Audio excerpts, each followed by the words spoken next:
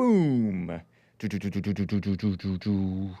is 9 a.m., 9:01 a.m.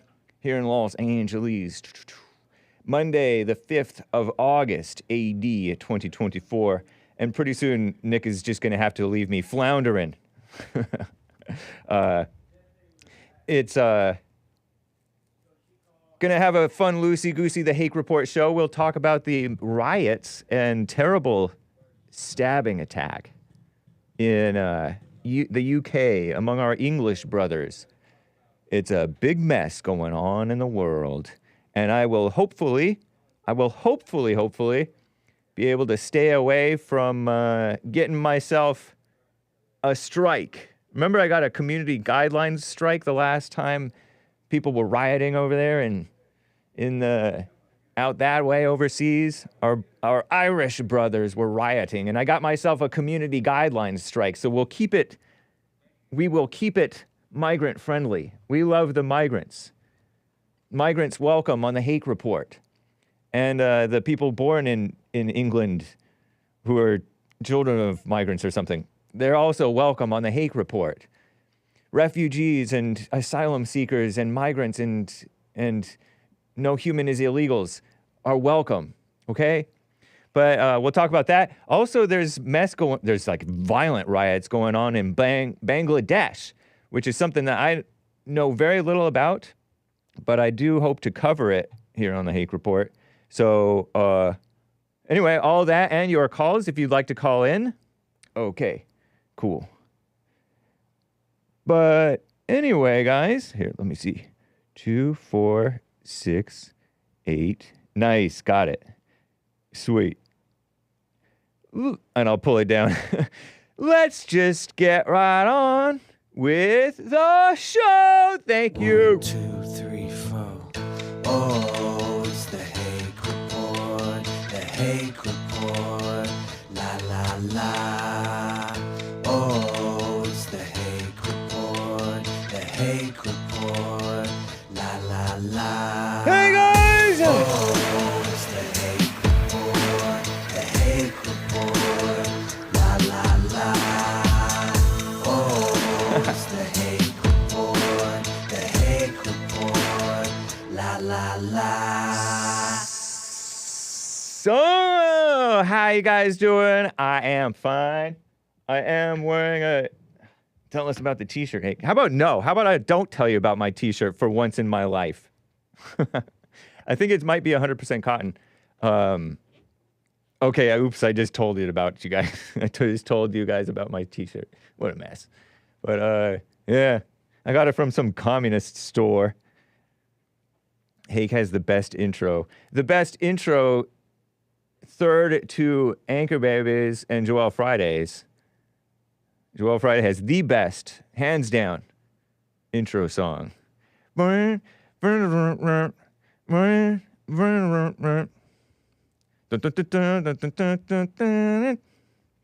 good. Catch Joel Friday TV live after Hake, guys. It is a cool show. So too is American Anchor Baby, which is not at noon today anymore. It's 4 p.m. from here on out. Until other changes may happen. But I don't think, none on the horizon, okay? And the horizon proves ball Earth, by the way, I will have you know. Just because you can't see the curve. Why would you think that you would see a curve? Anyway, yes, the octopus is happy today. So, let's get into this story, guys. You can call in, once again, like I said. But in the meantime, there's mess going on in the world. And it's not just in America. It's everywhere. It's terrible. So let me pull this up for you guys. Indeed. And indeed. I want to share with you some of the mess going on in the world. In the UK specifically, let's show this to you. What? Cool, huh? I wrote some notes today. I actually, you could argue, did a little bit of show preparation. So, what is it? Oh, Lord. I shouldn't have done that. Okay, from Commie Nonsense Network. Here, let me I don't know if I want to do that. This is what I look at every morning when I'm prepping for the news. Look at this, terrible. Look, floods in Tropical Storm Debbie passing through Tampa Bay, but there are real evil things happening way down here in the UK. Rioters set fire to hotels to shelter that are used to shelter the so-called asylum seekers in northern England on yesterday, as the country grapples with the worst social unrest it's seen in years. Violence triggered, don't be triggered, by the stabbing of 3 young girls at a Taylor Swift-themed event at a dance school. I thought, did they mistype and did they mean school dance? No, thank God, it was a dance school. And no, we don't thank God that it was a dance school. I'm just saying that it wasn't a school dance. Sparking this is one of the most naive lines that I've seen. Pardon me. In the world. Where it just went away. Sweet. Okay. Look at this. Sparking disbelief over why anyone would target children having fun during the summer holiday. Who wrote this? Is it a woman again? Is it AJ? Alexandra something. Alexandra Banner wrote this. Disbelief over why anyone would target children. A lot of people oftentimes target children. This is why you need men, because men know a bit more capable of protecting the children. Anyway, having fun during a school summer holiday thing. The far right has seized on and spread a wave of disinformation, including false claims that the attacker was an immigrant, to mobilize anti-Muslim and anti-immigrant protests. And I'm not clear whether this guy was an immigrant or not. I mean, was a Muslim or not. He looked like black or something. His name sounded sort of, Indian, sort of like India people, or one of those Asian more countries than African. But it could have been African too, because I don't know my names. Police say the suspect was born in Britain. Ooh, got you, right-wingers. You're gonna break. You're splitting hairs. Was he born to migrants? I don't know. I feel like he was what they call an anchor baby. But do they have anchor babies in the UK? If you're born in the UK, are you automatically a citizen, like in lame-o, silly United States? I'm stopping myself from saying dumb, even though I just said it. British Prime Minister Keir Starmer. I had to look up this guy. And pardon me if I'm butchering his name. Keir Starmer. I should know how to say it because I think he was named after a Scottish man or something like that, some liberal. Keir Starmer condemned the weekend's protests, and rightly so. Protests, okay, I guess. Riots? Oh, no. Is there ever a time to riot? The Bible does say there's a time for everything, but I don't know if there's a time to riot. Is there? I'll just preemptively disavow it for the sake of my channel. And since I don't know too. Warning that those involved in violence will face the full force of the law. So let me show you guys. Suspect was born in Britain. Psst. A 3rd girl has died in the UK after one of the worst attacks. Get away from me. On children, one of the worst attacks on children in decades. Those of you listening on audio podcasts, you may hear my exclamations, which are overreaction to, no, don't. I do have a sign-in. Did you know I have an account on CNN? I don't pay, though. Oh, I won't disclose whether I pay. It's not your business. Put it that way. I don't disclose my vax status, whether I'm schmaxinated or anything. But yeah, I don't like ads on these things, but I'm not, like, spoiler alert, who knows how to get the, what's wrong with anti-illegal immigration protests, asks Shane. They just don't really do anything.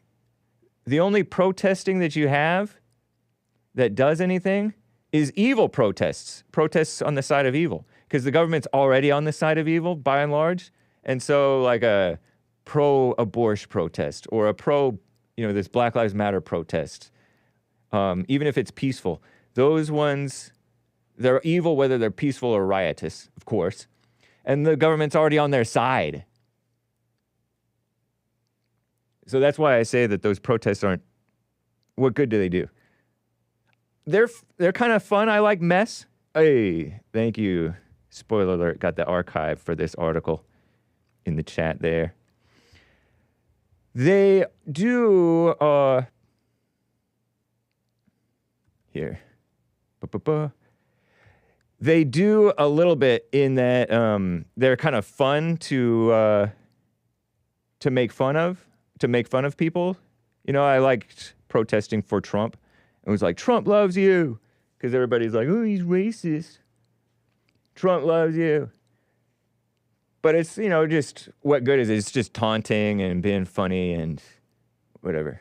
Look at this gal. This is a police officer. This is a policeman woman. Oh, maybe I should have obeyed you.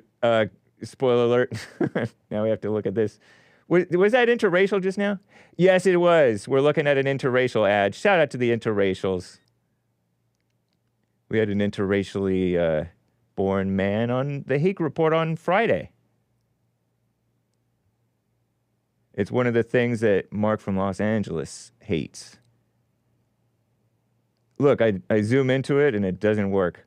But anyway, a female officer. Shout out to the female officers. Joel Friday even shouts them out. He says, let them. And let them, it's a sink or swim situation. Let them see how tough it is. What a mess. I'm seeing if I can, here, let me see if I can, there you go, look at that woman. Her shoulders are tiny. You can see the man. Who would you want to scuffle with? I wouldn't want to scuffle with either one of them. I disavow scuffling with cops. That's not my culture.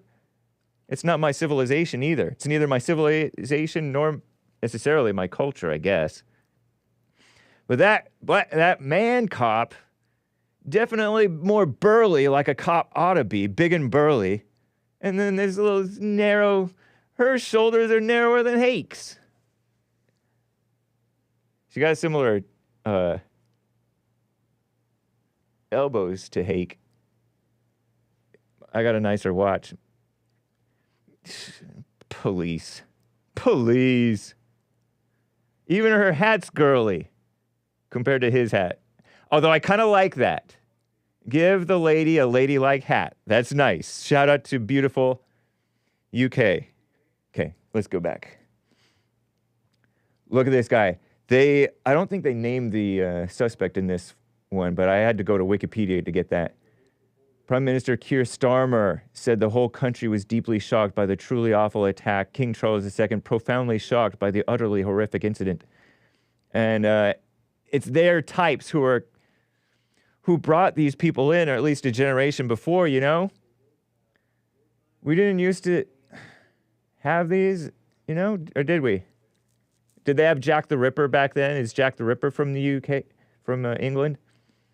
2 girls, 6 and 7, killed, and then a 9-year-old died within some days, and 9 others were also wounded, or 8, I guess, because one of them died. 2 adults critically injured. I thought I heard that it was the parents from somebody. T. Swift, you may hear on the Jesse Lee Peterson show this week, if they cover it. T. Swift put out a statement, I'm so sad that this happened. Taylor Swift redemption arc, anybody? Hey. I'm totally kidding. Don't have high hopes. I'm playing around. Eyewitnesses. Everyone was crying, screaming. Bloodied woman leaning against a car on the sidewalk. Terrible. Sorry, kids and parents and sensitive stomached people. Let me show you this. The victims, do we care about the victims? Yes, we care about the victims. Or at least we pretend to, because that's what you're supposed to do. But it's You may see the victims on the JLP show. These are the gals, young ladies, children, little girls who died. Rest in peace. The suspect arrested, no motive, 17-year-old minor. They called him a boy. 17-year-old boy. Imagine being called a 17-year-old boy. They tried to do that with Trayvon Martin, too. Trayvon Martin would be rolling in his grave if he knew that you called him a little boy. Please. Trayvon Martin, you know, the guy who allegedly attacked George Zimmerman, was trying to be like, oh, you got a problem? Now you do now. And he was pummeling, grounding, and pounding, allegedly, according to witness testimony. George Zimmerman, imagine him. You victim-minded people were trying to call him a little boy. Oh, this is a boy. Please. Booked at the scene. Arrested on the scene, anyway, on suspicion of murder and attempted murder. I think he got hurt as well.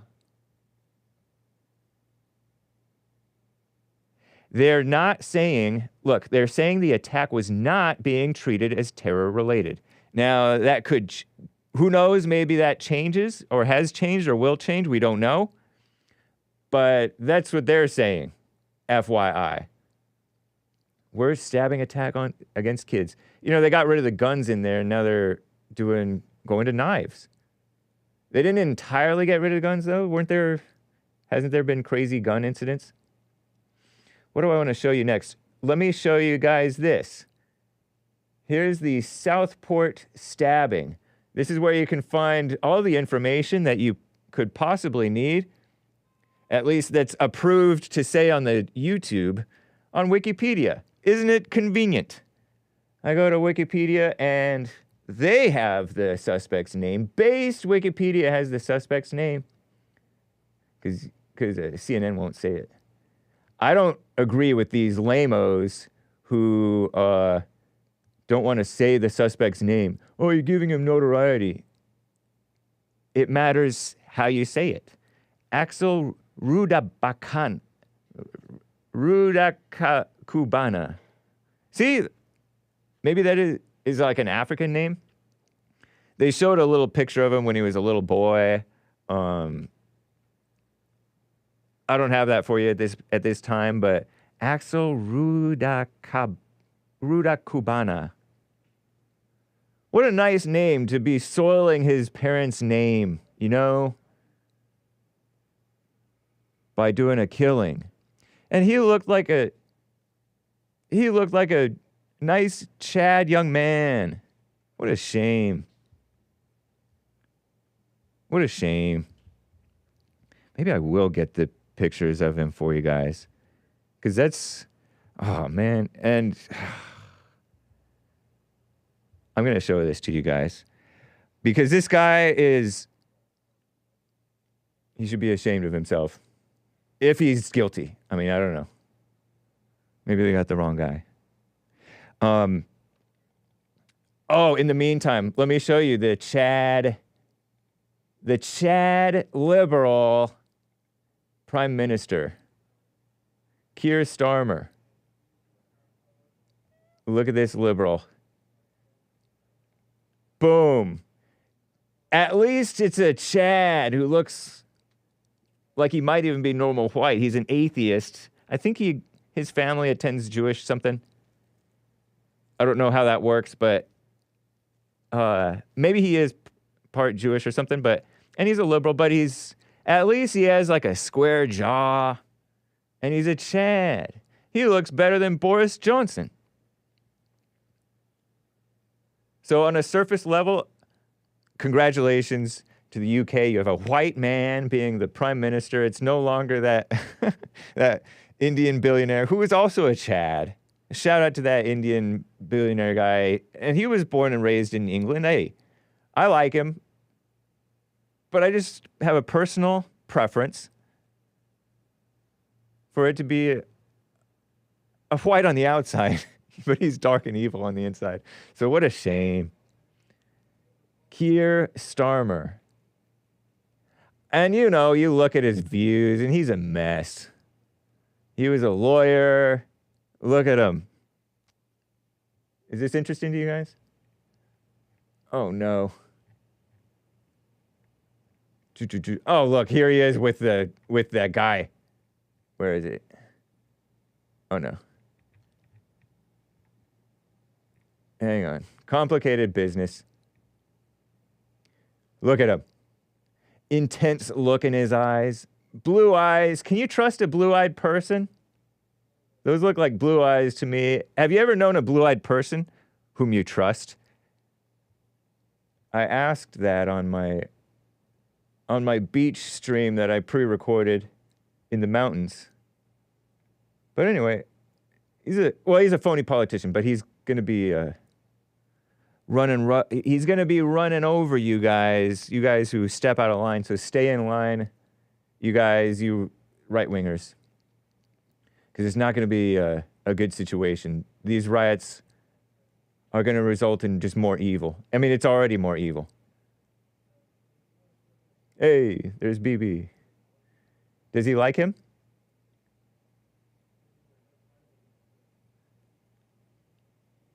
I thought I saw him with... Oh, here he is. Oh, Lord. Here he is with Nick, the American anchor baby. That's Volodymyr Zelensky. It's not really the anchor baby. Zelensky. Oh, no, he called the George Floyd protests a moment. He supported the Black Lives Matter movement and took a knee alongside somebody. Oh, no. His party supported LGBT. There was something cool about him, though, that I liked. They said that, look, he used Margaret Thatcher and Tony Blair as examples of politicians who got meaningful change by acting in service of the British people. And those are, well, they're liberals. Margaret Thatcher, I don't know if she was a liberal, but Tony Blair, I don't think he was really good for the country. He was like a George W. Bush type of guy, I think. At least that was my impression. So look, he's a pescatarian. Hey, no wonder he's such a Chad. I know a pescatarian. That means he only eats fish, not other meat. And his wife is a vegetarian. They raise their children as vegetarians until they were 10 years old. Then they're given the option to eat meat. Oh, that's nice. See, he's a reasonable liberal.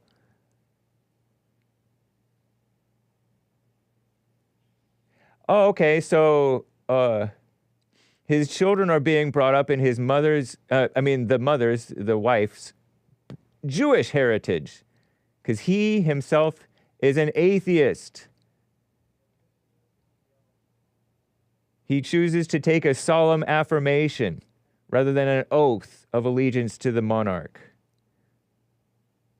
He does not believe in God, but he recognizes the power of faith to bring people together. He accompanies his family to services at the liberal Jewish synagogue. Liberal Jewish means slightly different from politically liberal Jewish. But they end up being political liberals, I'm pretty sure. And he plays soccer, a keen footballer. See, he eats fish, he plays soccer. Good enough for me. I'd play soccer with that man. I don't care if he smears you guys. Okay, so let me show you guys this picture of this guy, and then I will get to calls. You guys can call in. Some of you guys already on hold. Hang on. Boom. I'm going to steal content over here. Yeah. Check out this. Oh, no. Oh, no. Let's see. Let's see if this opens. Oh, no, it doesn't work. Okay, forget about it. I'll have to show you guys the picture of the guy later on in this show because we got to keep it moving. We're getting close to the bottom of the hour. But just picture a... No, this is not right. I got to show it to you guys. Let's see here. The guy's name is Axel something. There we go. Whatever. I can't do this. I don't know how to do it. Okay. Boom, boom. Axel, boom. Let's see if we can find him. There he is. There he is. This was worth it, in my opinion. Look at him. He looks like a nice young boy. This is him in his earlier days. I don't know how to work these things. Look at him. He doesn't look like he had hurt a fly. But that's because now he doesn't look like that. He looks like this. Oh, man, there's drawings of him in court. That's the suspect with his wild hair. What a mess, huh? Look at that nasty hair. Oh, I mean, hey, I like wild hair. I support you guys with your wild hair. We don't do hair discrimination on the Hake report.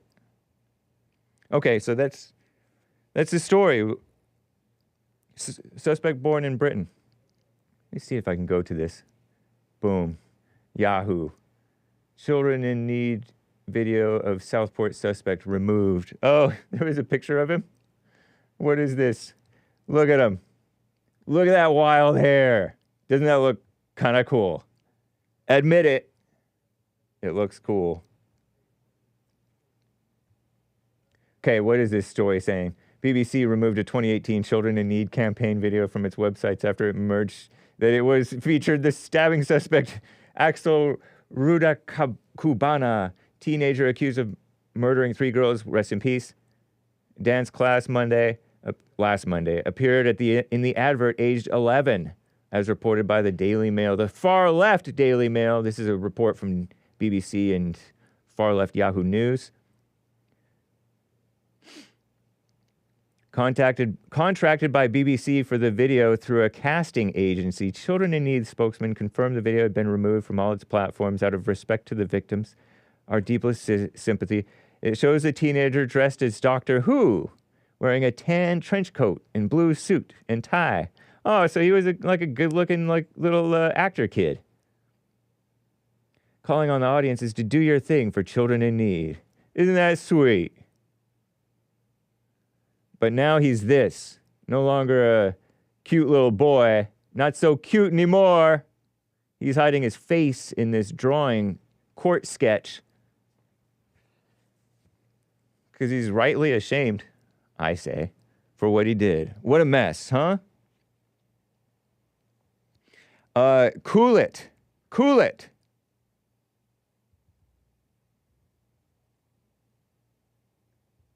Is he Rwandan?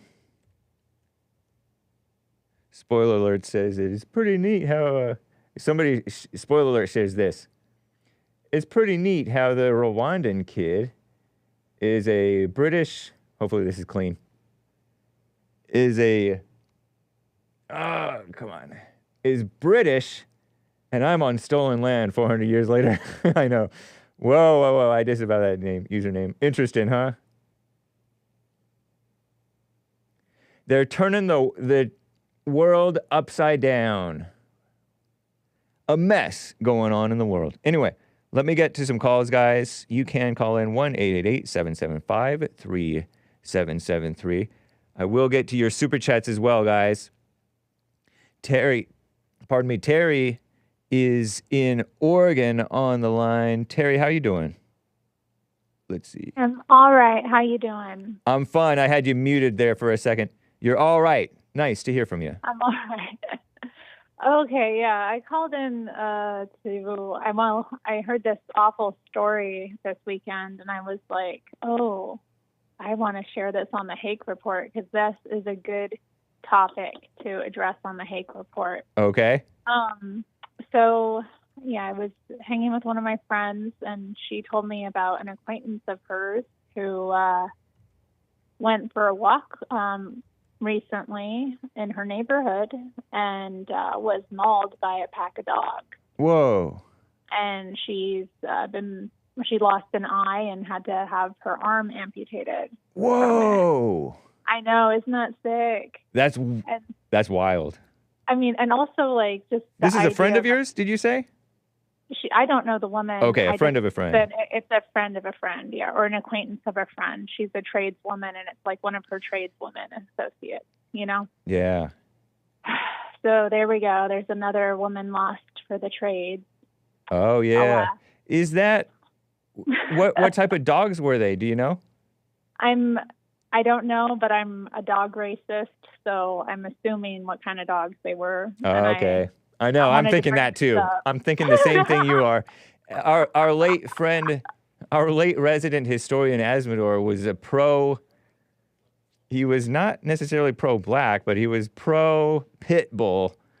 And he How just... are you going to not like black people but be okay with Pitbulls? Pitbulls are way worse than blacks. It just depends on how you raise them, I guess. That's a lie. I don't know. I will say that like people who tend to be like violent and trashy tend to gravitate towards those dogs. Yeah. Right. But that doesn't discount that they have a natural aggression and they're just dangerous animals. Yeah. Period. So regardless of how sweet you are with them, you know, they have certain tendencies, and if they get triggered, these dogs. Okay, I didn't even get into the backstory here, why there was a pack of these dogs even. Yeah. Apparently, they belonged at one point to people living in a homeless encampment.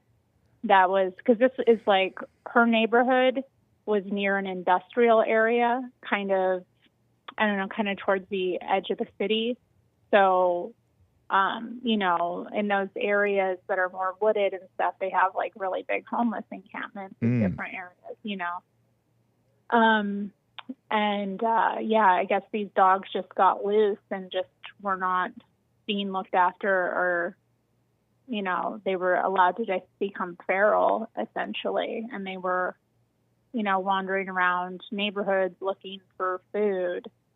And that's where these dogs even came from. So I don't know. This is like the second homeless pit bull attack I've heard of in the past year. Yeah. There was another kind of well-known woman in the community who was attacked last year, or in the last year. It wasn't exactly a year ago, but she was running one morning, and she was in the middle of like the city.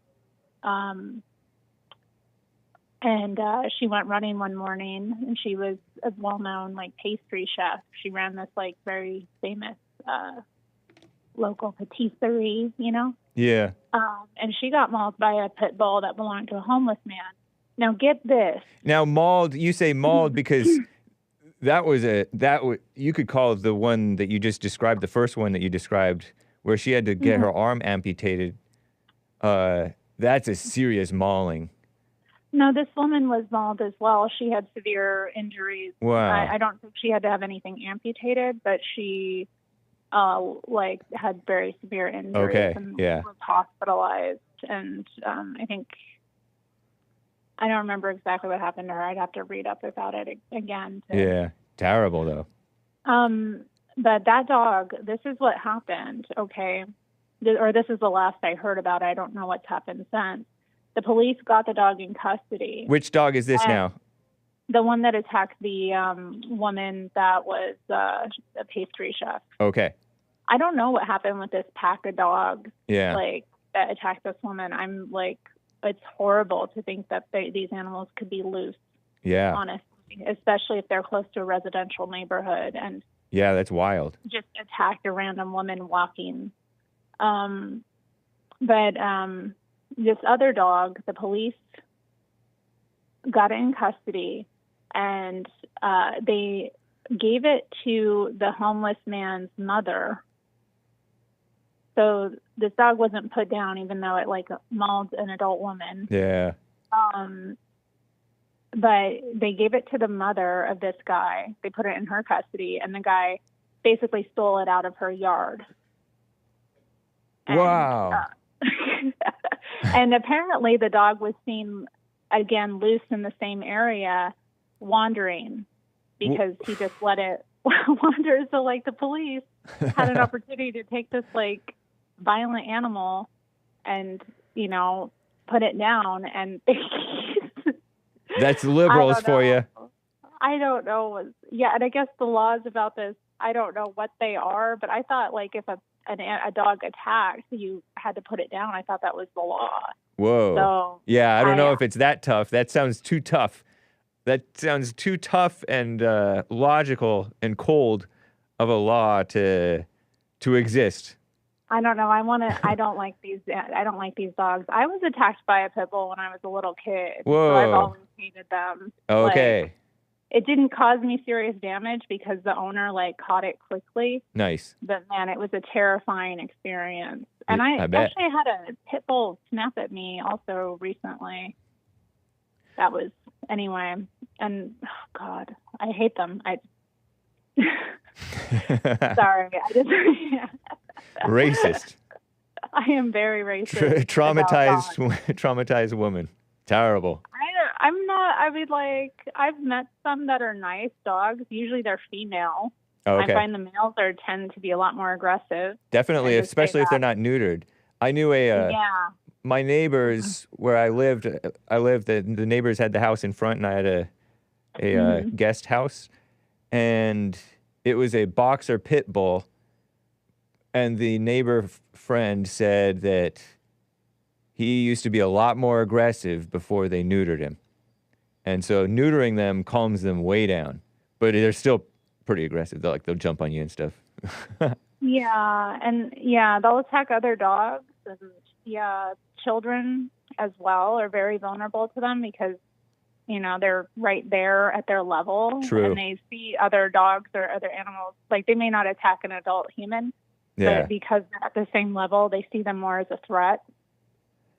Yeah. I don't know. I'm wondering what Alex from California's wisdom may be on this topic. You know, Alex is a dog trainer who's called my show sometimes. Interesting. Terrible stories, Terry. Yeah, sorry. No, but it's a good, like, heads up. Hey.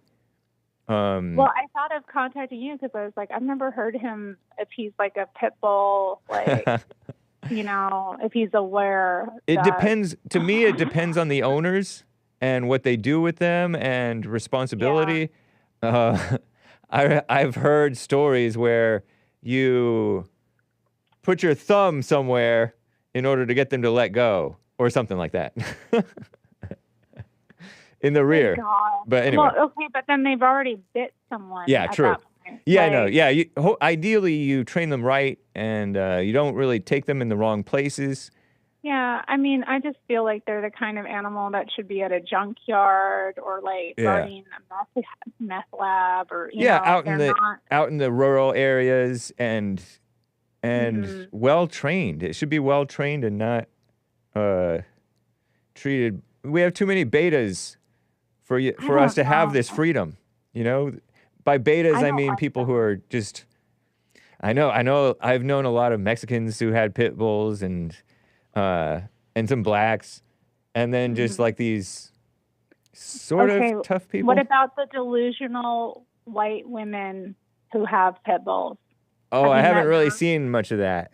I've met a lot of them. Wow. That's like their baby, sweetest dog ever. Yeah. And it's like really a vicious killer when you like get to know it, but they've got like this, I don't know, it's like they're so, I don't know how to describe it, but they've got this like glazed over look in the eye when it comes to this like animal. Yeah.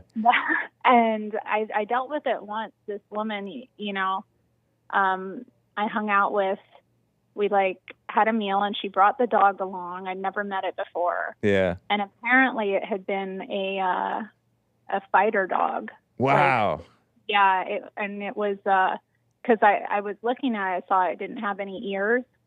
Yeah. And I was like, oh yeah, what happened? And she's like, oh, his ears were bitten off. And she was so in love with this dog, you know, it was her baby. But as we were sitting there, we were sitting outside eating some food at a cafe, and this like toddler walks by and the dog snapped at her. And whoa.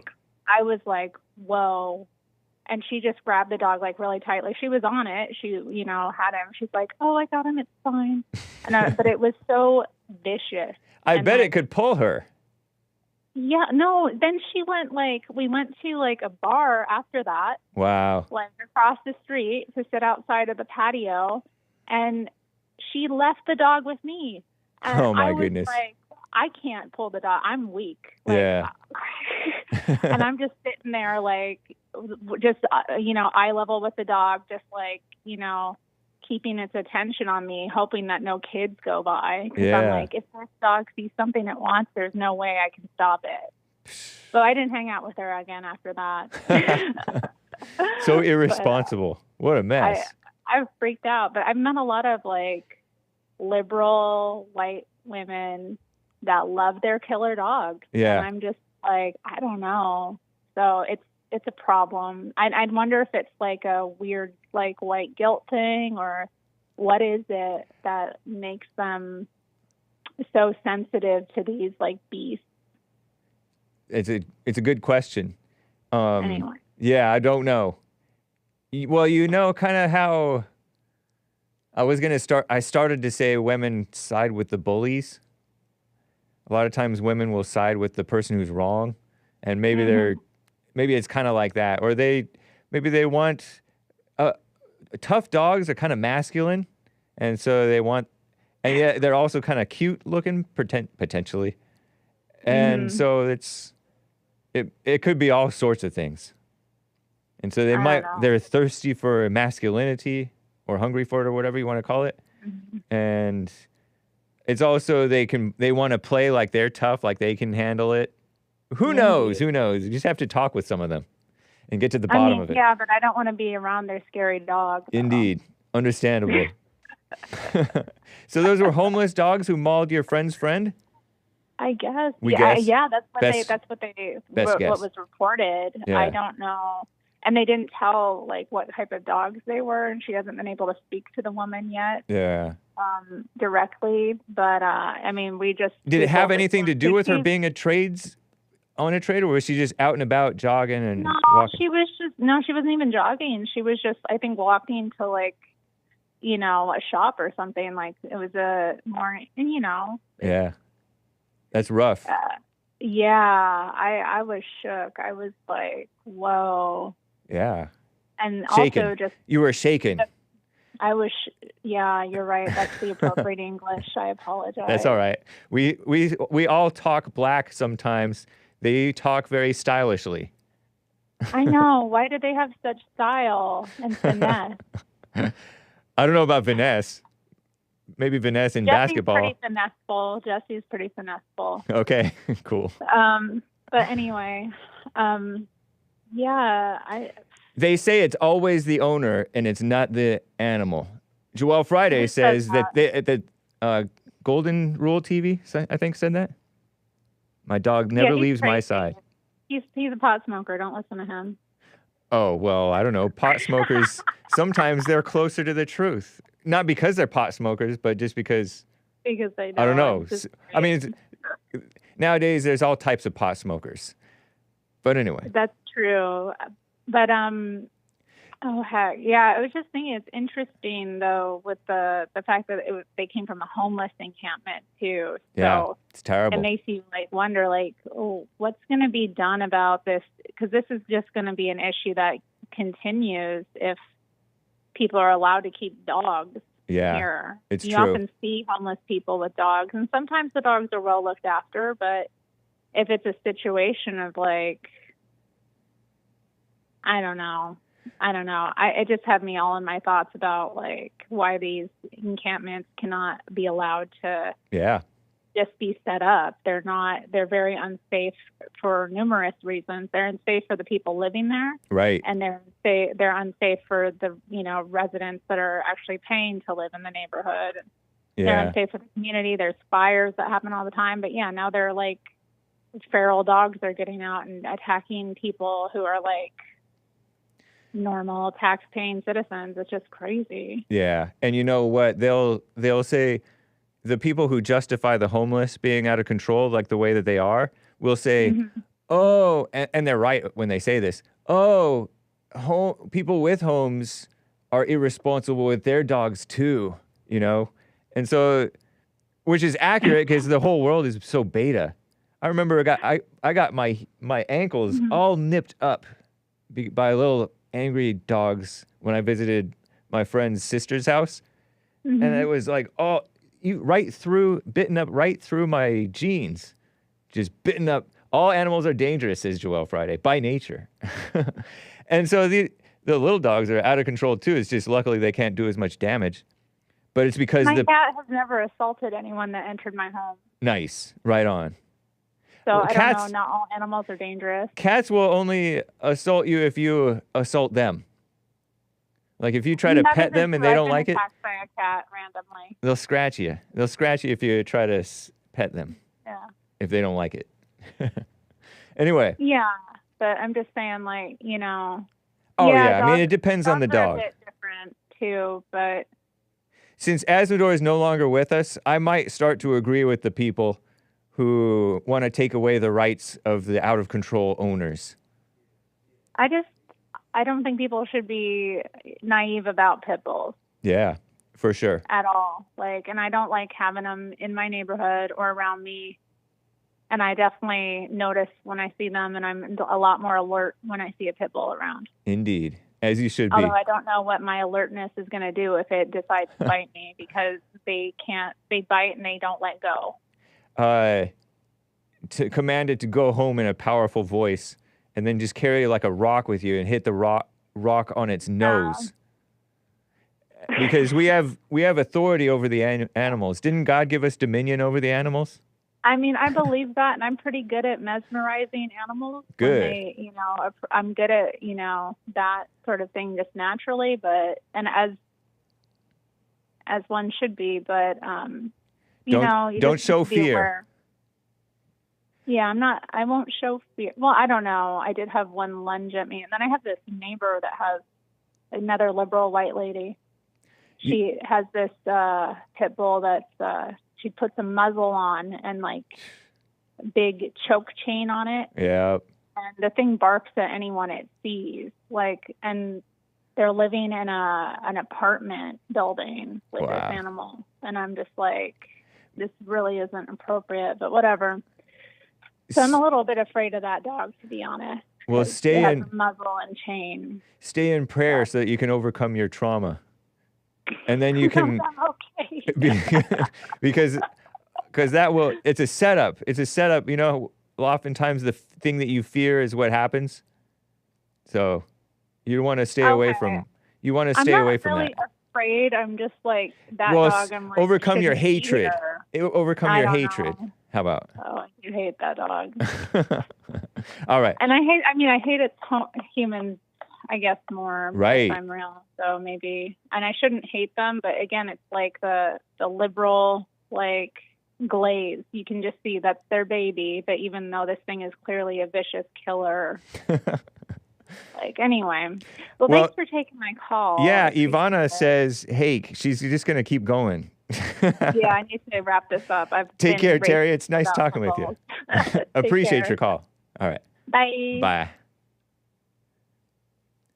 Informative. Watch out. Out of Scotland, I got to get to Andrew, a first-time caller in Scotland. What's up, Andrew? Are you there? Oh, Lord. Andrew, I put him on hold. He has the... Boomer, don't be listening on the audio feed. Or don't be listening online when you're on hold. Because when you're on hold, there's no delay. Oh, let me get to... Joe in Phoenix, Arizona, on the line here. In the meantime, what's up, Joe? How are you doing? Good morning, James. Thanks for taking my call. Yeah. Yeah, someone who has fostered and rescued Huskies for 17 years. Huskies have a bad reputation, too, actually, for being aggressive sometimes. In fact, the Pound says that Huskies are second only to Pitbulls about being abandoned and given up shelters. Whoa. And why? Because Huskies are kind of awesome. No, they're totally awesome. I love the breed, but they are difficult and they can be aggressive. But 100% I agree with Joel. It's always the owner. It's never the dog. Oh, that was not Joel. Joel said all animals are dangerous. That was Golden Rule TV says that it's always the owner. Do you think that? That the world is too irresponsible? You know, when the world gets more and more irresponsible, the government takes our rights away. They have an excuse to take away our freedoms. They're imposing on the Second Amendment, and they may start to impose someday, who knows, on our right to own awesome dogs. I could agree with that to some degree. There's already some of that. Here in Arizona, if you have more than 25% hybrid of a wolf, they will take your dog away from you. Whoa. Because wolves are wild. Exactly. And big. So it's already happening. Okay. Wow. Is it true that all dogs came from wolves? Absolutely. Yep. So all dogs are descended from wolves. And is this accepted by Christians who don't believe in evolution? I'm curious. Do you know? I think it's pretty darn well documented that dogs descended from wolves. Yeah. That's so wild that you could get little Sandy out of a wolf eventually. Sure. Okay. All right. So last week, Rashawn was asking about the Trump jury instructions and verdict, and I did not do a very good job of explaining it. I wanted to clarify that. Hopefully he's listening. Krishan the Dawn of Misfit Nation, who was on my show on, I forget what day, Wednesday or something. So the Trump verdict and the jury instructions were in two parts, James, two parts. The first part is that they had to be unanimous in finding him guilty of falsification of business records, fraud, basically, okay? Okay. The second part of that was that falsification had to be in furtherance of a secondary crime. And the judge gave them three examples. General business fraud in the state of New York, tax fraud, or campaign finance violations. Those were the three categories of the secondary crime. You with me? Sort of, yeah. So the judge said then that there did not need to be 100% unanimous agreement on what secondary crime was being committed of those three. Just that the first crime, falsification of business records, was the crime. Okay. When folks saw that it didn't have to be unanimous, they took it and ran with it and didn't really understand it, that it was just the secondary crime, not the first crime. Huh. So yeah. So that was an explanation of, so it wasn't shenanigans, according to Joe from Phoenix, that they allowed a jury not to have to be unanimous for some of the crimes. Secondary crime. On the secondary crime, yes. Oh, interesting. So, you know, if you're not a lawyer, it can get complex and very esoteric. And since it's so complex, that means that it's not clear that he did a real crime. You know, it's not simple and straight and cut and dried. No, again, James, the first part of the crime, they had to be very clear and unanimous, and they were. Well, they can be unanimous, but a whole lot of people are unanimous for evil. Especially when you get 12 people from New York together. They can be pretty well unanimous for evil, if you know what I'm saying. Because New Yorkers are liberals. New Yorkers... Evidence had to be there, and the grand jury had to indict based on evidence, so... Yeah, I mean, I know, but you can be kind of loosey-goosey with your logic towards evidence, quote-unquote, you know?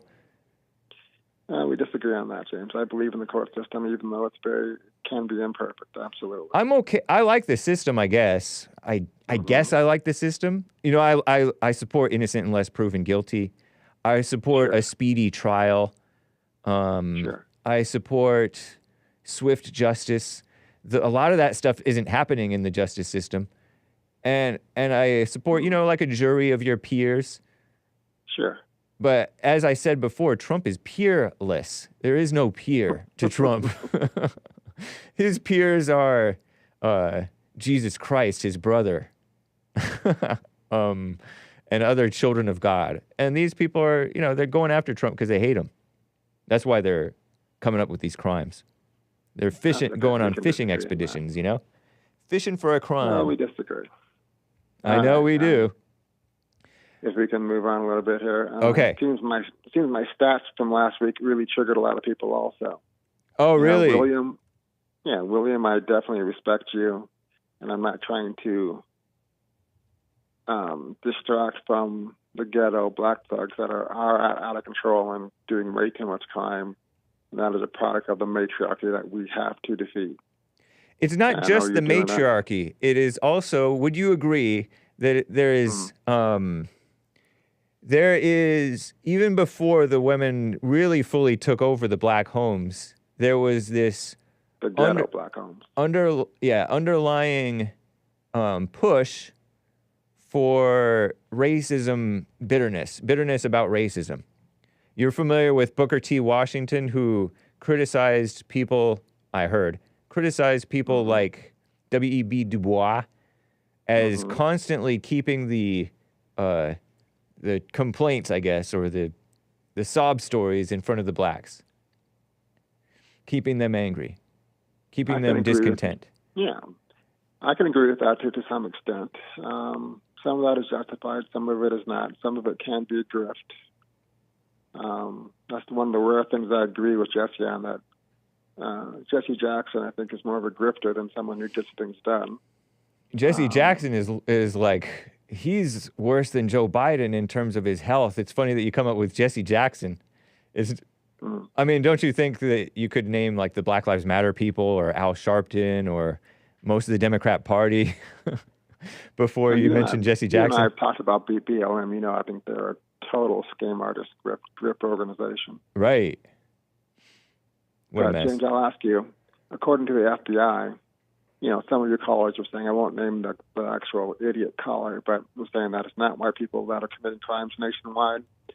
According to the FBI, James, how much do you think the Hells Angels are doing in sales for drug sales annually?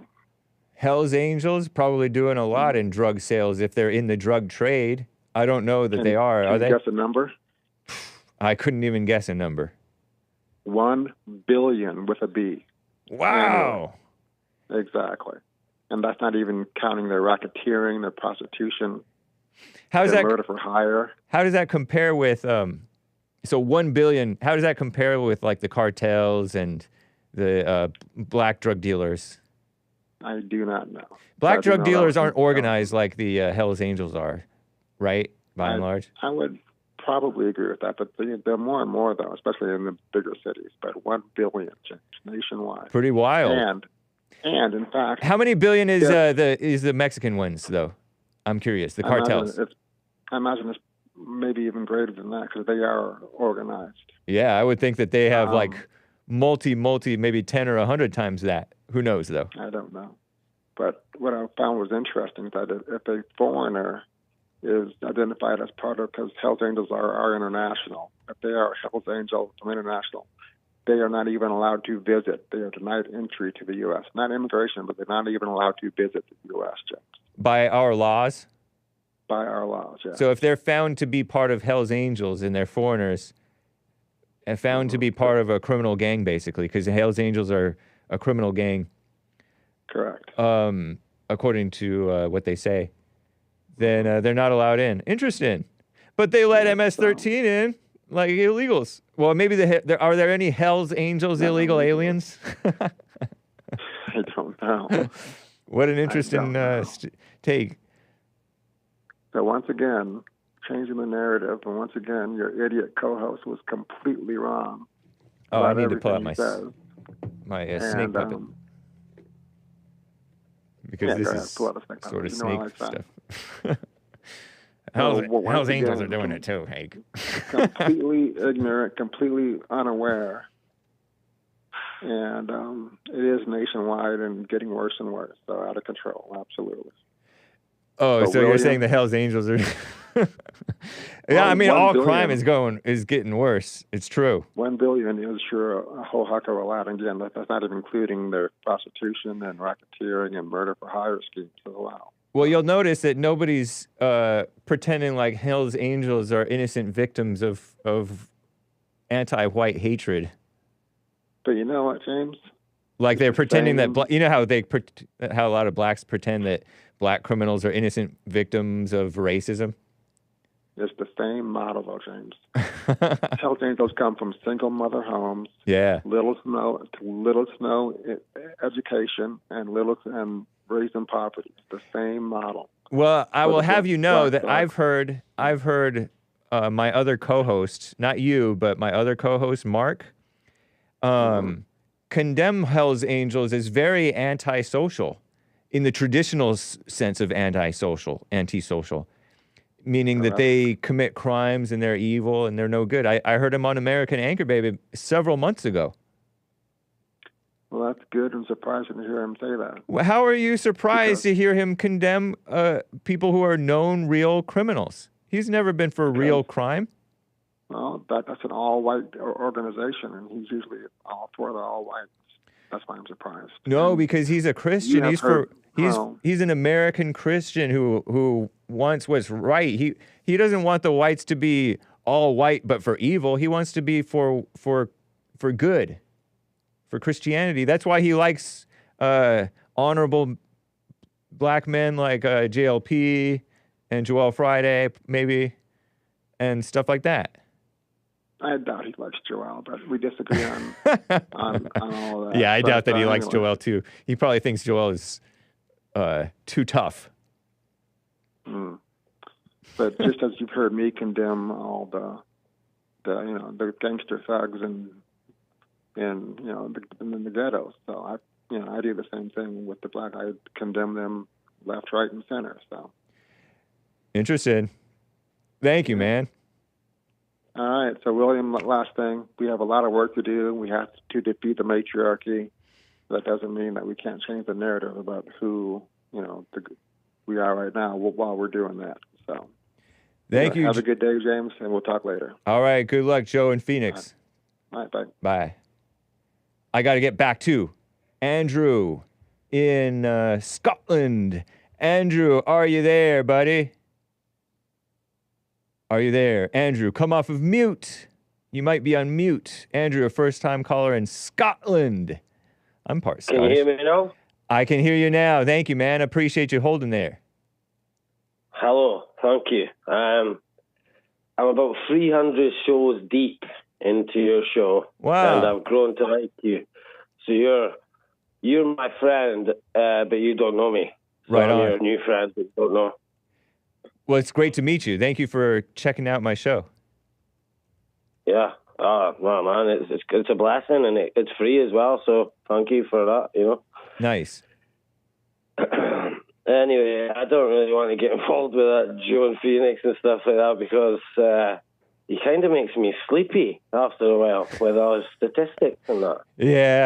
Yeah. A lot of times these liberals, and I'm calling him a liberal, but he's like he kind of reminds me of an Obama. Obama gave long answers to deceive you and lull you into pretending like, oh, it's not that bad, into accepting the evil. Definitely. Yeah, he's a statistics, but I like him. Honestly. I think he's actually a decent guy deep down. I'm not slagging anybody off. Right on. Because in Scotland, we slag people off, and I'm not here to do that by any means. What does it mean to slag people off? Just like forget about them? No, it means to unnecessarily criticize them, basically. Oh, I see. So, fair enough. If somebody does one thing wrong, by the time it gets to the other end of the town, people have made up loads of stuff and made it a lot worse than it is. So Indeed. That's why, our ancestors tell us not to slag people off. So that's good. Yeah, it reminds me of I don't know if you've heard my other caller, Mark from Los Angeles. Yes, sir. But they tend to slag one another off, Mark and Joe. Unnecessary criticism. Going beyond what they know. That's what slagging people off means in Scotland. So there you go. You've learned a new word. And also, I come from a place called Hawick, and nobody in America, because I've been to America and Canada, and nobody can actually say the name of our town correctly. So the town is spelled Hawick, and people try to say it's Hawick, but it's not. It is Hawick. Hake. So your new friend is from Hawick. Nice. Right on, man. Nice one. Anyway, I've only really got a sort of half question, half statement kind of thing to say today, my friend, which is, now that I've started to wake up, right, I've noticed over the last year and a half or so, right, I forgive my parents and I started to wake up, right, and even before I started to wake up, I always had this thing inside my mind, which is like 1 step forward, 2 steps backwards. And even though my life is slowly improving since I started the silent prayer and stuff like that, now it seems so highlighted that it is 1 step forward, 2 steps back. It feels like things are getting worse, even though I can actually see things getting better. And I just wondered what your take was on that. I would say not to fall into trying to judge whether it's going better or worse, and just stay present. You know how you're doing the prayer? Try to do that. Yeah. Try to do that awareness throughout the day so that you catch yourself, and ideally you won't make the wrong decisions in the moment because you'll be more aware, and then your life will. It may go bad in some ways because you may get overexcited or get carried away in some things and not realize it. But don't fall into judging your life in that way. You know what I mean? Okay. That's my best. Yeah, that's my best response. That's my best take on it. Okay, it's a good one. And what I've noticed is, because it might help other people out there that are waking up as well, what I've recognised is what really sort of pulls me back into that unconscious sort of mess in the mind is excitement of all the things. You know, I used to think excitement, that's got to be positive, but no. Right. It just seems to instantly pull me down after I've experienced the excitement, and that's kind of it. That's all I've got to say. But you're right, sir. You're right. That's why I said it's like a half question, half statement, because for sure, I think to know that I just have to remain patient. I do understand that. Yeah, I totally relate to you on the excitement thing, and right. Because that is you're thinking that it's going well, but really you're setting yourself up. You're actually in hell. It is, and you don't even realize it. And then and then the rug gets pulled out from you, and you realize, oh my gosh, that wasn't right. That wasn't good.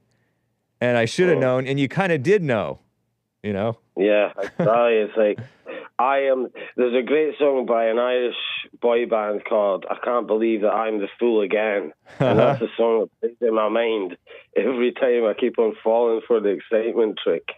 That's funny, man. I can't believe that I'm the fool again. Can't believe that I'm the fool again. The guy, yep.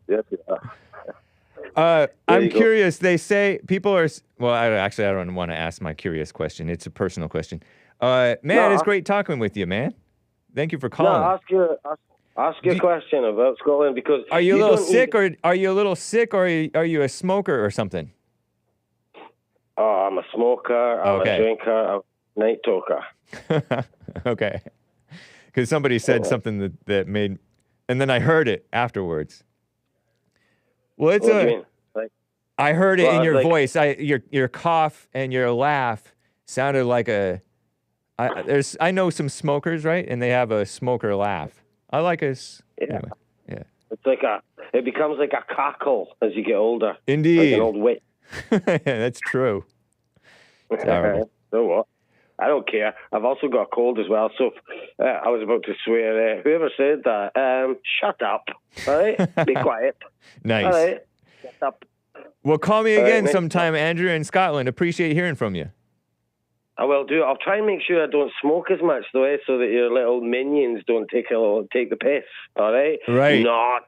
They're going to slag you off for being a smoker. Yeah, well, they can slag me off as much as they want. Next time I'm coming with the biggest cigar ever. And listen to me cackle then, my friends. Nice, man. Right. Have a good one. You too. Andrew in Scotland. Let me get to some super chats, guys. And by the way, Joel Friday TV is coming up next. He is scheduled. Let me set up the redirect while I have it in mind.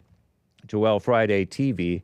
He's on YouTube and Instagram. Sincerely, God, the Indian giver.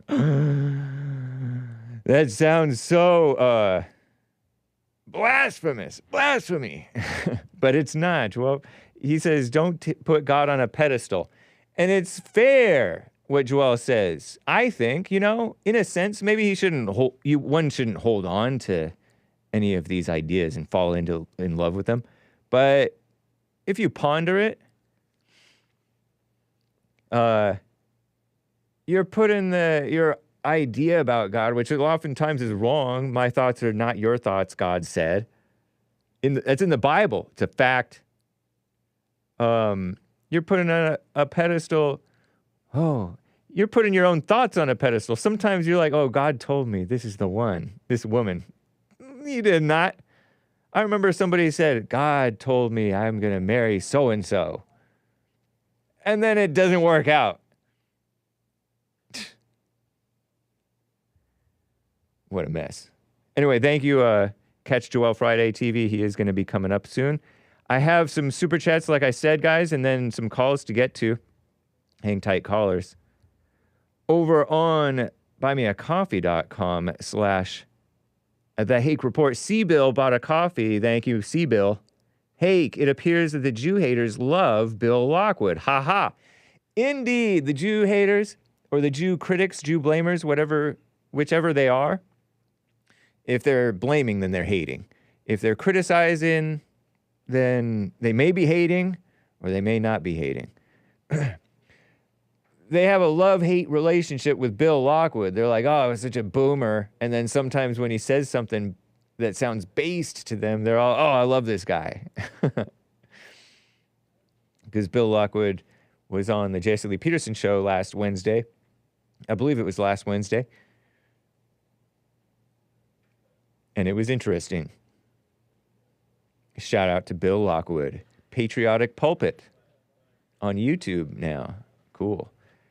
Yeah, thank you, C. Bill. Yeah, watch your excitement about somebody criticizing somebody that you hate, and you start to like the person who's criticizing somebody you hate. That's united in hate. That's not real unity. Thank you, C. Bill, with your coffee.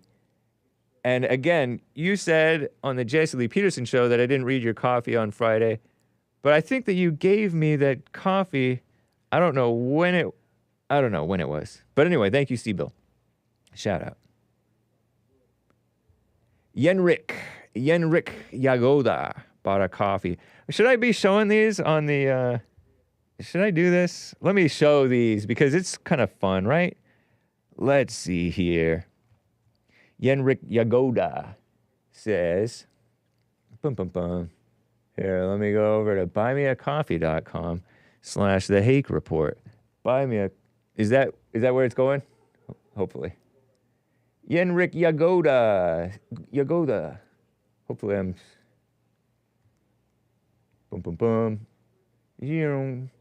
Hake, when promoting... Oh, no. Zoom back out. Hake, when promoting the clothing the JLP network sells, you often make comments on how it is made of cotton and that the cotton helps hide odors better. It's not that it helps hide the odors. It helps prevent them from coming up in the first place. But anyway, Yenrik continues. This has prompted me to be suspicious of your hygiene. How often do you shower? How often do you wash your clothes? Cold shower in the morning or hot shower before you sleep? I must know, says Yenrik with his 3 coffees. By the way, keep your coffees clean, otherwise I'm going to regret showing your coffees on the Hake Report. Well, Yenrik Yagoda, none of your business. But at the end of the day, you may smell your clothes, or even in the middle of the day, and polyester stinks faster. It's like polyester is a petri dish for bacteria that stink. So don't do that. Okay, I like to shower after I exercise in the evenings. Every now and then I'll just shower in the morning, but It's been a while. I don't usually need to because I shower in the evenings, and I won't tell you how often. I shower as often as I need to. Anyway, thank you, Yenrik Yagoda. And I don't. And then washing my clothes. Oh, he didn't ask me how often. Oh, how often do you wash your clothes? When they need to be washed, or a little after they need to be washed. Yenrik. Thank you, Yenrik. Funny. Okay. Popcorn Stump Keg over there with another coffee. Always interesting. Popcorn Stump Keg says, quote, "It takes two to tango." That's a statement that I always say, you know. It's a phrase that I've heard both you and Jesse use. Oh, yeah, Jesse has used it? Really?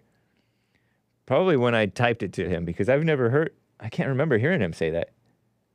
Maybe he has. During conversations when a woman or man calls the show and says that their spouse has been violent towards them, well, what did you do to provoke it is also a question asked during the course of conversation. I'll give you a scenario, says Popcorn Stump Keg. You're leaving the office after a long, productive day. As you approach your car, a man appears out of nowhere, startles you, begins walking towards you. He rushes you and wrestles you to the ground. Just as you begin to tussle with him, two officers hear the commotion and separate the two of you. Oh, Lord. As you get to your feet, one officer asks, "What happened?" You said, "He just started attacking me." The second officer goes, "Oh, come on, it takes two to tango." There's a danger in always making an equivocation when there is physical altercation involving two people. So says Popcorn Stump Keg. And in domestic disputes is a different situation from when a stranger attacks. Stranger danger.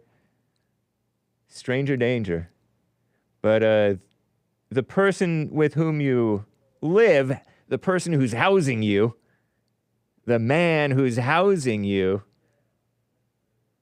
is not just going to attack you unprovoked.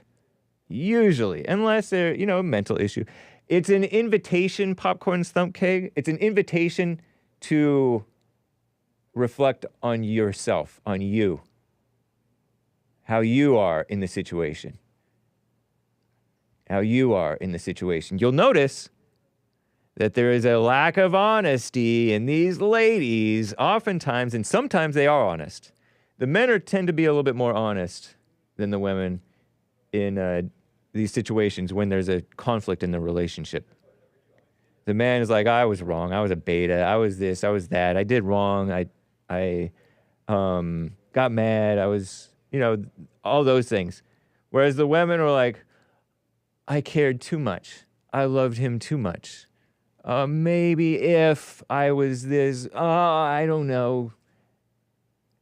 Or he did this, he did that.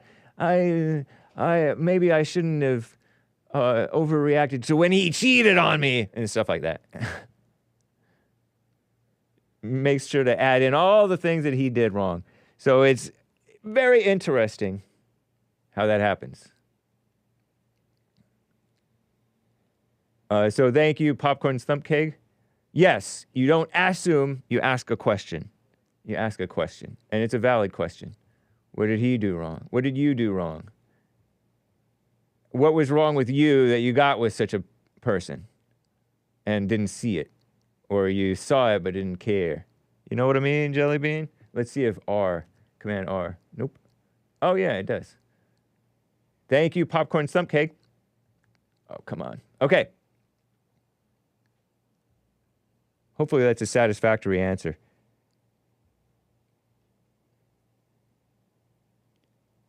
I have some calls to get to. We're have about 45 minutes to go here or less. No. Less than, about 35. Something like that. Yeah, 35 minutes to go. Okay, over on, oh my goodness. AMAN in India on the line here. AMAN, thank you for calling and holding. How you doing, man? All is well. Good. I have a confusion about something. Okay.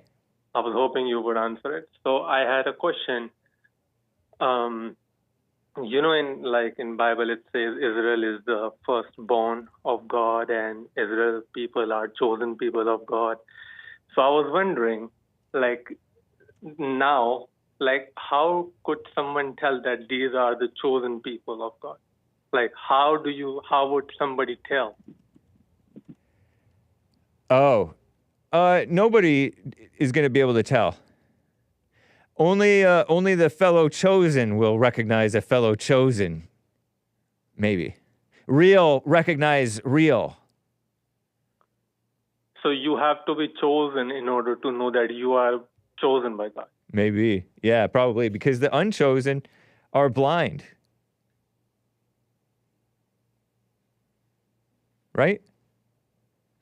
The ones who are not chosen, they're blind. They're followers of the devil, and they don't recognize God's voice. Jesus said, "My sheep recognize my voice," which is the voice of God, because he only speaks from what God said. Make sense? Are you there? Hey, AMAN, come off of mute. I think you went on mute, maybe. Or else his call just dropped. Can you hear me? Okay, there you are. Yeah. So he said that? Jesus said that? My sheep recognize my voice. Yeah. I never knew that. Real recognize real. Is that a blackism? Shout out to the blacks. Hake just bogus BSing, bogus speech. Don't get nervous through this question. No, isn't it? It may be 70 Sue, but I think that it's also true. Hake is never confident in his answers, says I see. Whatever. How do you recognize the chosen? Why do you have to recognize them? In order to, see, what is what, who is who. Oh, well, do you see yourself? I don't know. I truly don't know, because I have, I just don't know. Yeah. I know that Jesse is one, and you are one, and all the others in the studio. How do you know that? Because all of you can see. Oh, okay. Huh. I don't know. I wouldn't even assume. Are you assuming, or do you see that we see? No, I hear that you see. Oh, okay. Whoa, you mean you hear it? Okay. You can hear that we're telling the truth or something? Yeah. Oh, okay. Okay, so I had one more question, and this is like a hypothetical. Okay. So let's say that a man is married to a woman, and 4 or 5 years they have not created a child for some reason, and now they want to divorce. Yeah. And typically a woman wants half of the stuff. So should a man even hire a lawyer to fight in the case? Or should he just okay, take half of my stuff. Okay, go away. Oh. It depends on how much he stands to lose. If the math kind of works out that he can save some of his stuff, then maybe it's worth hiring a lawyer, like a Trump. A Trump should probably hire a lawyer. If you're a broke loser, then you might just be wise to make a deal outside of the court. The Bible even talks about trying to work out a deal with the person who's taking you to court, because when they're in court with you, the courts are brutal, potentially brutal. So it's up to you, though. Are you in that situation or what? No. I'm just asking, because I don't know the answer to this. Oh, okay. Because Jesse says you should not fight at all, but I'm if there is no kid, and all there is money and the family, land, or he's something not saying that, he's not saying, he's just saying don't waste your money in the courts trying to protect the kids, because the kids are already gone. If a woman is that evil that she's gonna fight you over the kids, then don't fight with the devil over that. Oh. Yeah. Now it makes sense. Yeah, and then if, and say you're a Christian and don't believe in divorce, but she believes in divorce or she wants a divorce or whatever, then then you're not bound because you're not bound to stay married to her, is what I'm saying. Yeah, I'm not bound to a woman. Yeah, because you married a woman who doesn't want to stay.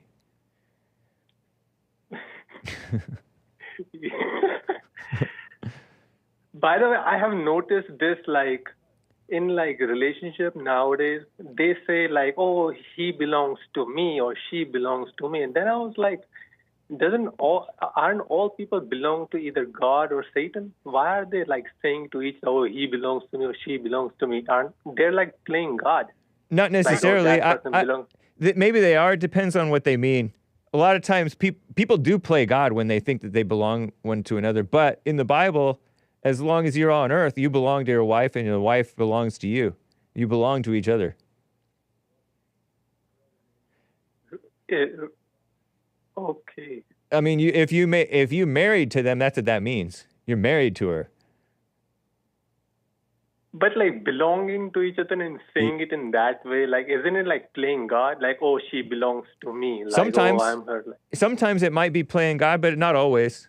Depends on what you mean. If you're using it consciously, you're oh, I know this is another person, but I know this person is going to do what she wants, I mean.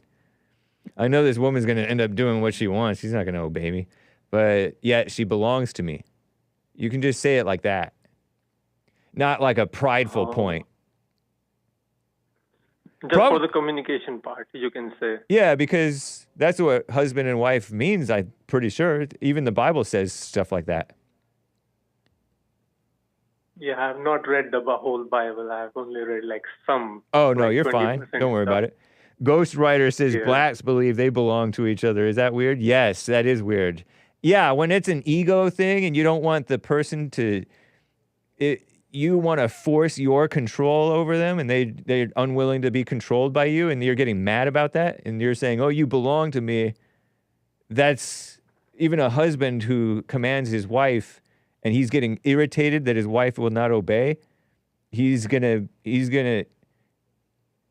being a leader at that point. He just has to be okay, all right, fine. Yeah. Then okay, stay out. Don't come back. But at that point, let's say that he's getting irritated. So what is he supposed to do? Is he just supposed to leave her, or is he just supposed to watch it, what she's gonna do, and just work on himself? Work on himself, and then he'll see hopefully what to do regarding her. What type of righteous punishment? And I'm lifting my arm in strength, not in striking. I'm not talking about striking. Oops, pardon my pits. Just call me Joel Friday. I got a shirt that's all up in my armpits.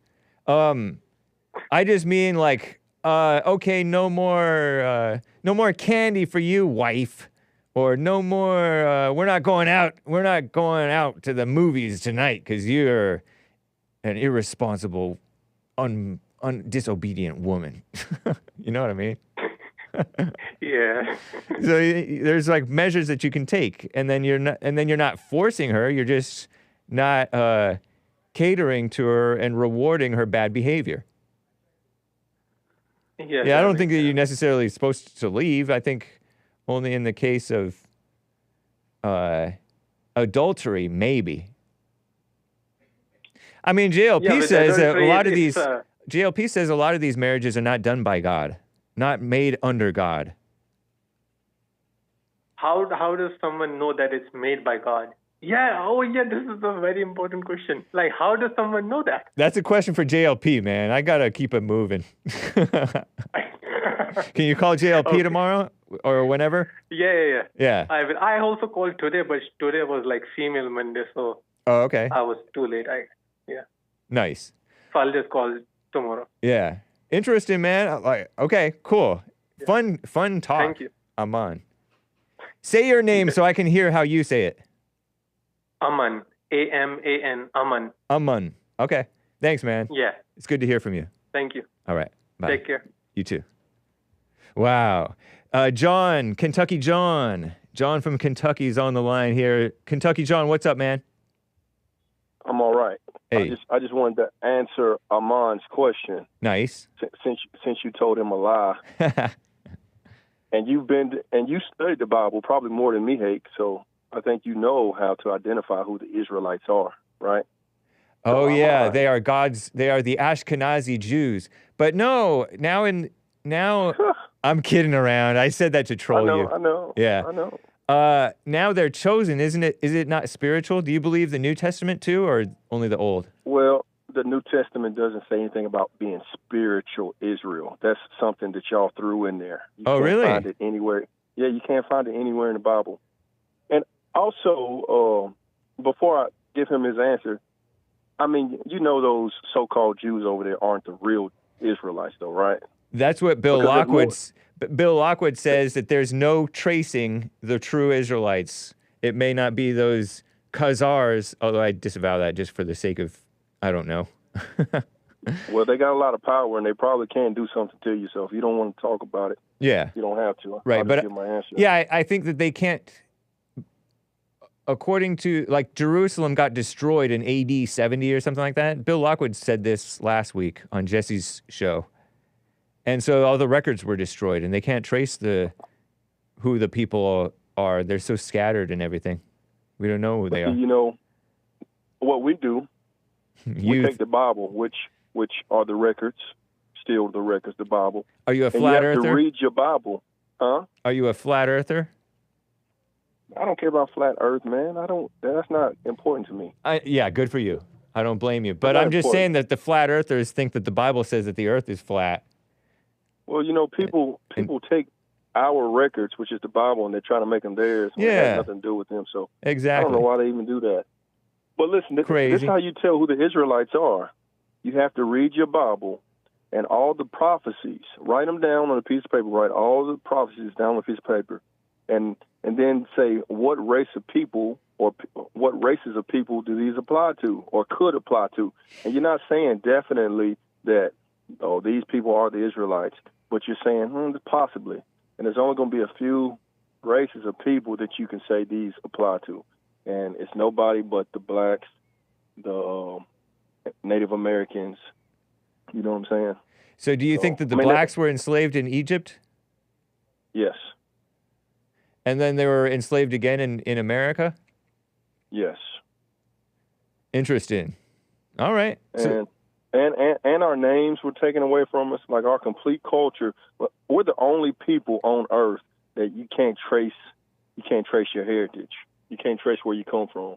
That's why we're lost. And we were spread out all over the face of the earth, man. Like when they had the transatlantic slave trade, we went everywhere, Hake. Nice. And the so-called Jews didn't go everywhere. But a lot of times you guys distinguish yourselves from Africans, right?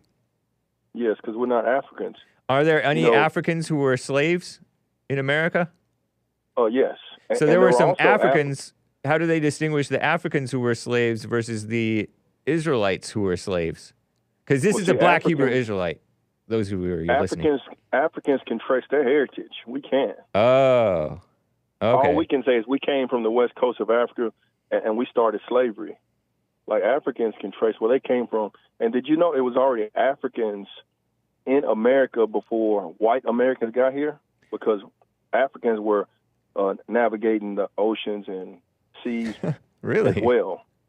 Oh, yeah, really? That's true. I hadn't heard that. Oh, really? I mean, I had heard that you guys some of you guys have called, like BlaqRose maybe has called and said, we're indigenous to America. Yeah, I've heard that. Yeah, I've heard that. Right. But see, a lot of people don't want to relate blacks and Indians together, but there was a lot of mixing going on. And, of course, Indians were already here. Right. We had Africans already here. And it was just a big melting pot of people. And we base everything off the father, whoever your father is. Okay. Is how you know who you are. So, I mean, you guys don't find this stuff interesting, but, man, like, I used to be a Christian myself. Right. But when I heard some of that stuff in the Bible, I said, man, that lines up completely with my heritage at the start of slavery. So you, what do you guys call Christ? What's your name for the word Christ? Yahweh. So that guy is written in, there's a Black Hebrew Israelite translation of the Bible? No. The people who know how to translate Hebrew and everything, they come up with okay. people who've been doing that for a long time. Since I believe 1969. Which translation of the Bible do you ever read, if you ever read it? King James. Oh, okay. Who was black? I was told. Yeah, I was told King James. The King James version comes straight from the Hebrew, and then everything else comes from like the King James version. That's what I was told. I could be mistaken. Like the New Translation and all those, they're trying to make it an easier understand from the King James version. You used to be like a Baptist Southern Christian type of a Christian, I guess? Baptist, Baptist, yeah. And now you're a Black Hebrew Israelite Christian? Yeah. The original Christian, yeah. Okay. Nice, man. It makes sense to me. It may not make sense to y'all. I think white people are closed-minded to that idea because they just can't believe that black people can be the chosen people of God. But we're lost. If you look at how screwed up we are, we're lost because we don't know who we are. If we knew who we were and what we're supposed to be doing and how we're supposed to be living, you guys wouldn't have all these problems with black people. Wouldn't it be better to know, like, you know how you said you trace from the father? A lot of blacks don't know their fathers, or their fathers are separated from them, and they're caught up with this fake racism mess. And so I argue that that's a bigger reason why they're more lost per capita and more obviously lost than a lot of the rest of us, even though we're lost too. I say that it's because they're separated from their real fathers, their normal blood fathers. That's a part of it. Yeah, that's a part of it. But that's also one of the things that the Lord said would happen if we didn't keep his commandments. Oh, okay. And also, I don't believe in what you call fake racism. And I was listening to your call with somebody, maybe Joe, and you made a comment about somebody, about black people complaining about racism. Yeah. Well, how come you always talk about people that complain about racism instead of talking about the actual racist? Like the people who actually do hate people because of their race. Oh, like the blacks who are hating whites and Asians and stuff? No, other way around. Oh, there's whites? There's whites who hate blacks? The people who have been running America. Oh, but those people kiss up to blacks. They don't realize that they hate them. They're emotional towards them. Yeah. In 2024. Right. Not in 1850. Maybe not. Right. Yeah, I suppose. They didn't have to pretend to. It wasn't politically expedient. Yeah, I mean, you guys had all the power. And things are changing now, and you guys are off the rails, boy. You guys are just like I don't even panic about how things are going with all this political stuff. Yeah. Because I know it's in God's hands, and I believe in Revelation. So nice. I don't even panic. I don't even panic about. Did Revelation already happen? Bill Lockwood says it already happened. Bill Lockwood is wrong.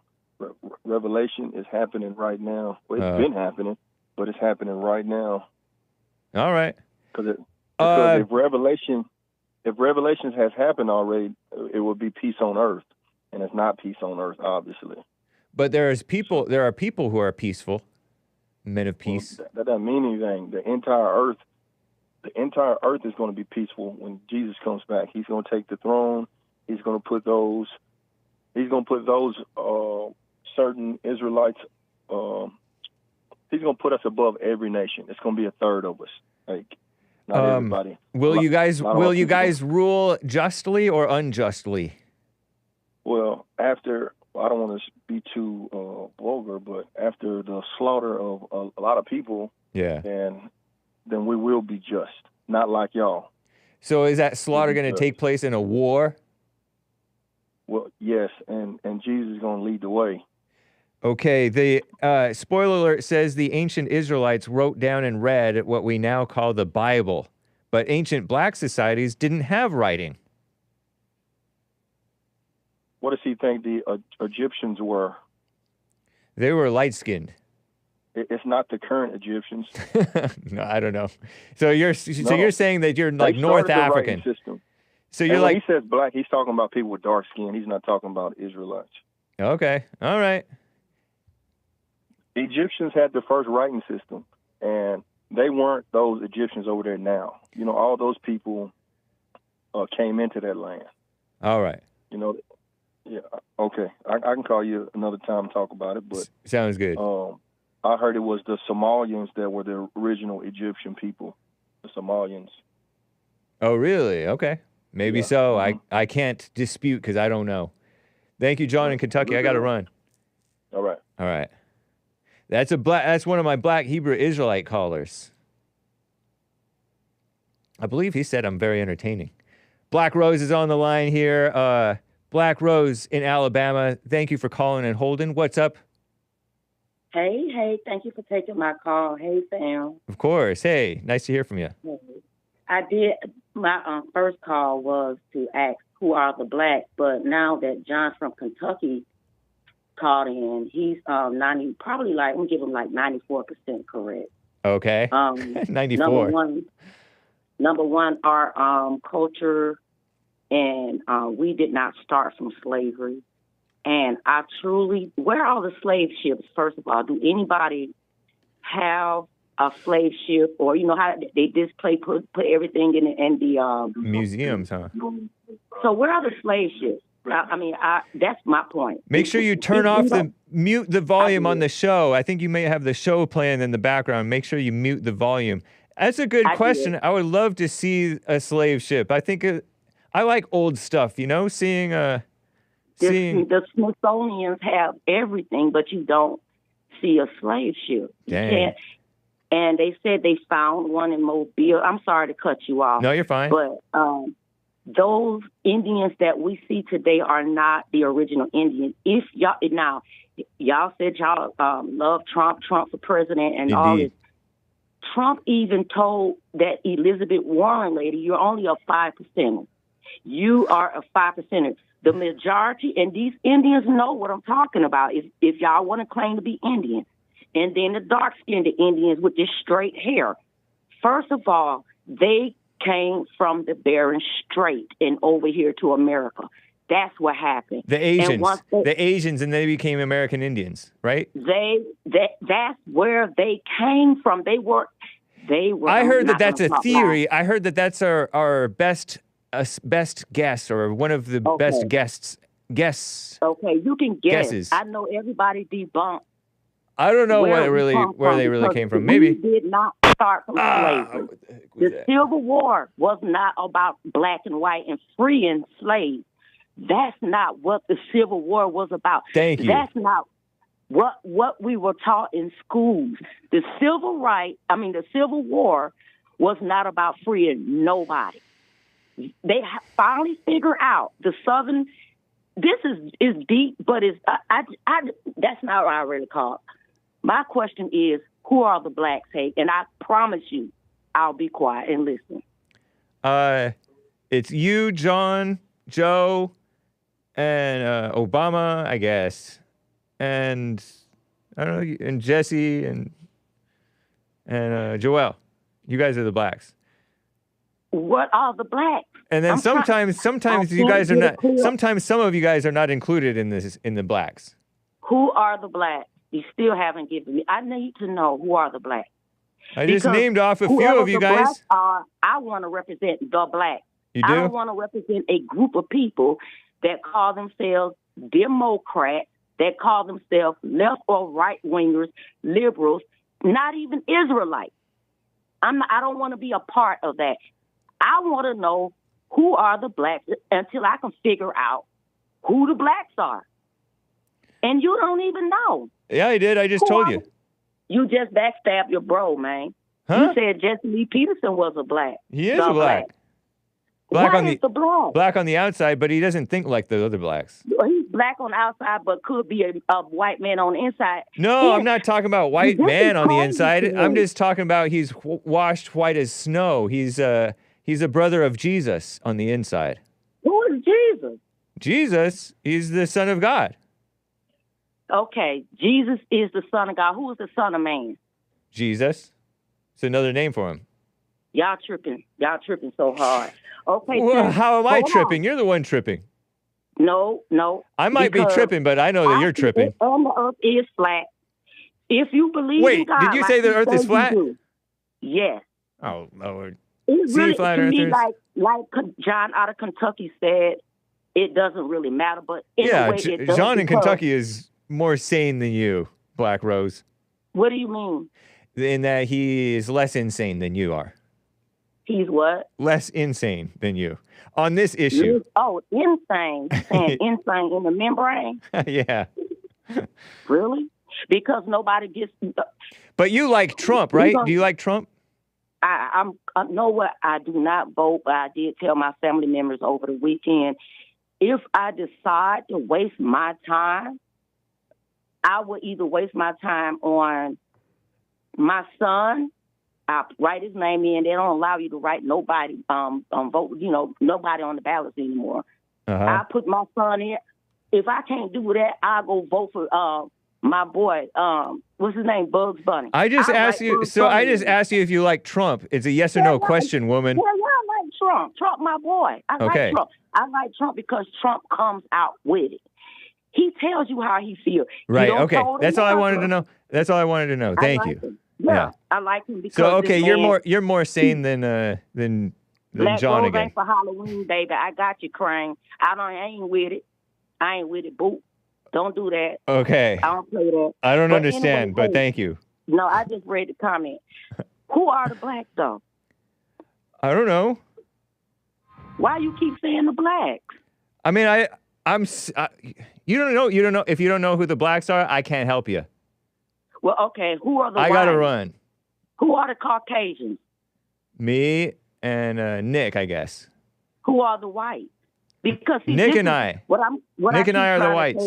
There's nobody wins the race like this. And I did send you a cup of coffee a Friday ago. Yeah, I saw and I that. did send you one today that you did not read my comment. Oh, okay. But I guess you'll read it later. Oh, I see him. I'm just confused because Jesse Lee, when you hang up with him, you're confused. And then when I call you, I'm even more confused. But I like John out of Kentucky. Nice. Just like I agree with him, I'm going to say 95% now because they can only explore 5% of the ocean, which is really the sea. That's cool. That's very interesting. The earth is flat. No. I don't know where you're getting that nonsense from. You can go take that back to NASA, and you need to ask them questions why they lie about the moon with that CGI stuff. Hey, y'all, thank you. Thank you. Appreciate that. Yeah, thank you, We BlaqRose. appreciate it. They did that to the moon. Yay! Up for America, down for Russia. Really? All right, thank you. Thank you for letting me talk. Yeah, thank you, BlaqRose. Oh, she got me with the click. Guys, I don't know if I will be able to get to, in fact, I know that I will not be able to get to. William in California wanted to talk about his story. His tenant had a pit bull. I'll have to get to you another day, William in California, man. Rick in Hampton, Virginia wanted to say that racism is just another word. I cannot get to you, Rick in Hampton, Virginia. Mark in Los Angeles wanted to comment on Joe's comment. Joe from Phoenix, Arizona, my co-host, the Hake and Snake Show. I'll have to get to you tomorrow. I will give you priority, guys. And Deontay in Florida wanted to share some thoughts on planning the future, which does not exist, by the way. I cannot get to you guys. I do, and the rest of the callers, some of you guys calling in and hanging up and calling in. I cannot get to you. I have some super chats to read as I wrap up the show here. BlaqRose gave me a tip that she bought me a coffee, which I have not read yet. And she writes, Hake the fake, you are an undercover racist. Remember, nobody wins in the race in racism. Or have you been around JLP too long? P.S. Who are the blacks? The blacks are the ones who are, whose mind is darkened. Their skin is black, but their hearts are blacker. Blacker in the sense of black as night. Not in the sense of beautiful black skin. Because I like black people. Do you like them? But they're the ones who are just, yeah, by and large, oftentimes they're Democrat, but even when they turn Republican, they're lame-os. That's not good. They put, as based, Krishan the Dawn said, they put their false identity in their physical existence above what's right. Those are the blacks.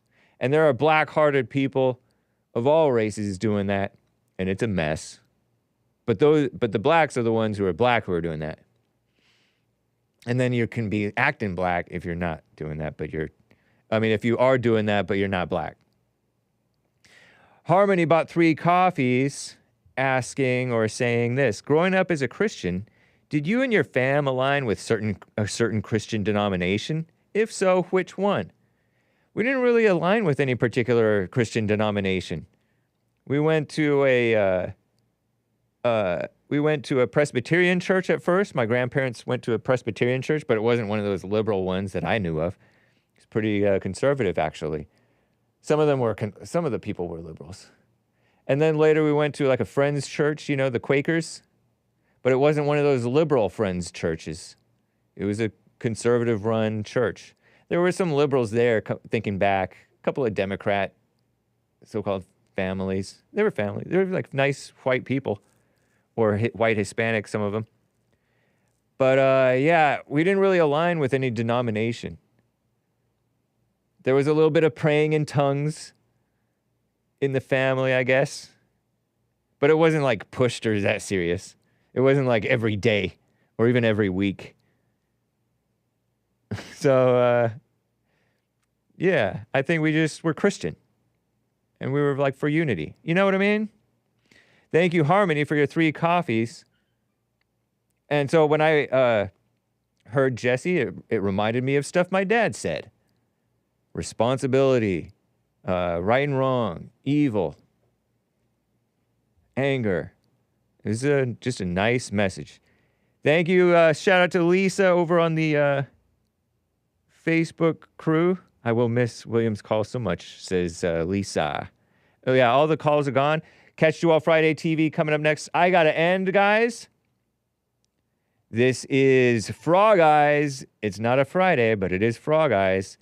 Adios, America. Catch Joel Friday coming up next. Bye.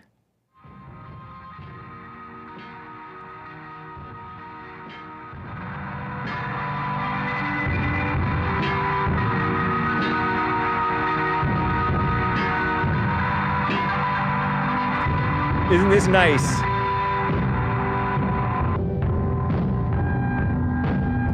It's Canadian.